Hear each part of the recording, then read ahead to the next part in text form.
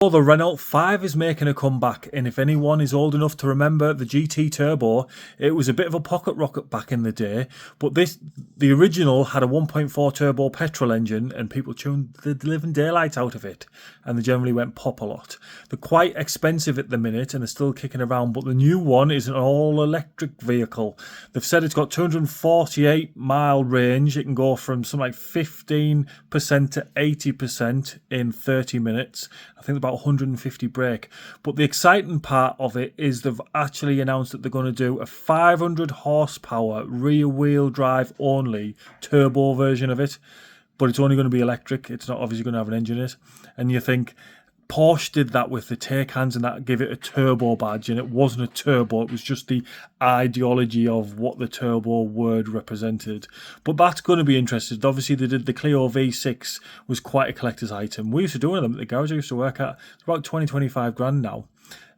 So that's quite a collector's thing. Now, whether the electric one's going to be the same, they said they're going to do it in limited numbers, and it could be around £100,000. So who's going to buy it? And that was the argument back in the day when the V6 Clio come out, who was buying it? And I remember seeing them on the road. There was such a dominating looking stance of a hot hatch. They were quite a nice thing. Now, whether we're going to see any of the electric versions on the road, I don't know. But are people liking it, or are people not liking it? I like the shape of it, and it's a nod back to the old shape of the original one, and the backlights are very in keeping with the retro look, but I don't like the front lights. It's like, you're like a Chinese, like, kind of cartoon face almost to it.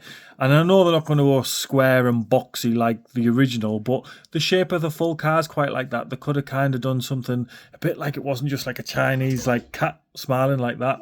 What's everyone's thoughts on it? Do we like it? Don't we like it? Are we excited about the Turbo 3E version that they've announced? Will anybody be buying it? It's funny that a lot of the press photos and on the website, it's in bright yellow, which is a bit of a nod to Ali G. I assume they know that it was used in that film, a bright yellow Renault 5 original.